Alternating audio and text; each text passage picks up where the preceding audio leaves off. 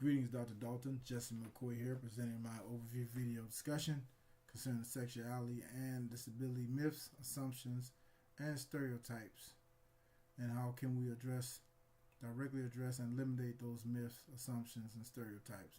So I gathered up some information that will possibly address to some degree your question.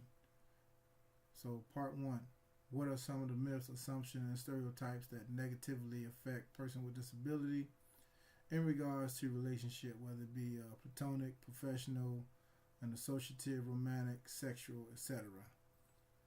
So, what are some of the myths? People with disabilities: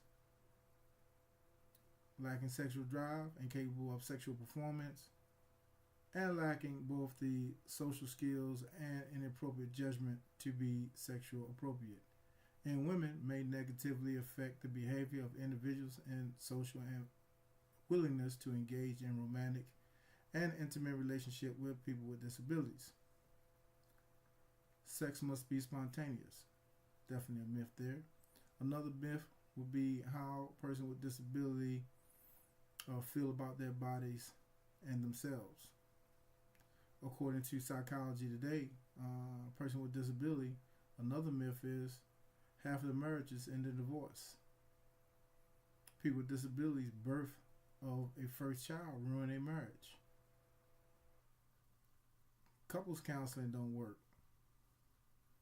Relationships between opposites are more successful than the ones between people who are similar.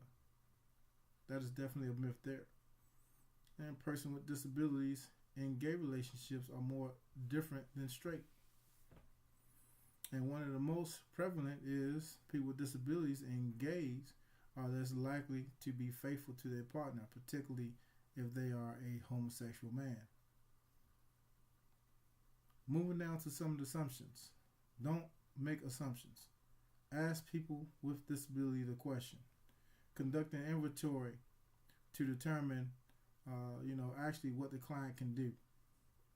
Don't assume that the people with disabilities don't have sex, and assume that they are capable but may have some limitations on how they have sex.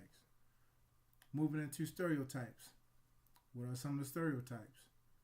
People with disabilities are all the same, and they that you can talk to them or talk about them as one single group. There is no one thing that can be said about people living with disabilities. They don't all have the same experience or the same perspective. Moving into part two. What are some ways that these myths, assumptions, and stereotypes can be directly addressed, or how can they be directly addressed and or possibly eliminated?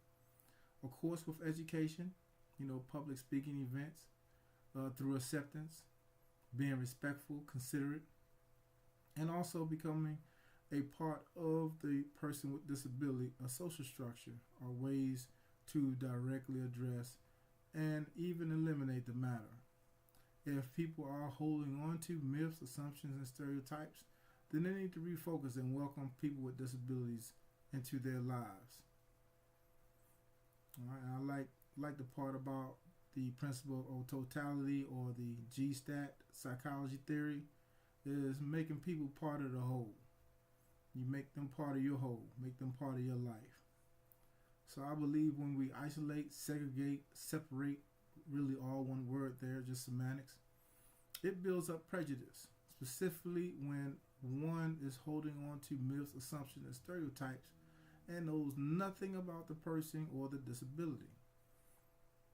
I call that the case of letting the mind of imagination wander about stupid stuff. We as rehabilitation counselors must be educated of a person with disabilities and their sexual views from the psychological, emotional, and functional perspective, moving into 5 ways. That is identity, intimacy, sensuality, sexualization, and reproductive aspects. We must be able to accept everyone from all backgrounds of life.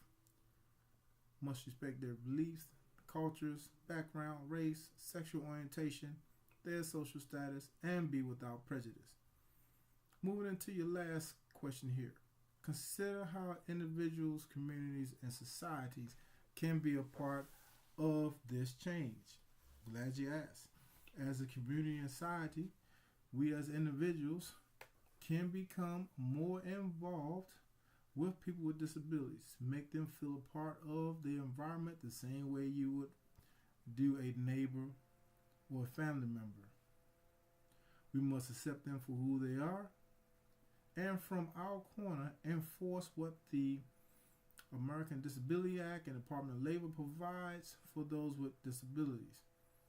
Make accessibility better, talking about facilities, offices, even your homes. Make accessibility better. Have more education opportunities and seminars for the community that address abuse, crime, violence, and vulnerability of those with persons with disabilities. We must fully accept, adopt, and help people with disabilities live in the communities with us so they will feel normal and a part of society. We must look for ways to include persons with disabilities in private and public events or functions. We are to integrate people with disabilities in every aspect of life that include work, home, school, transportation, sporting events, vacations, ceremonies, as much as possible, and don't take them for granted that they cannot do or participate in any events or relationships. Dr. Dalton, that concludes my sexual and disability myth overview discussion brief. I hope it meets your standards. You have a great day, and thank you for listening.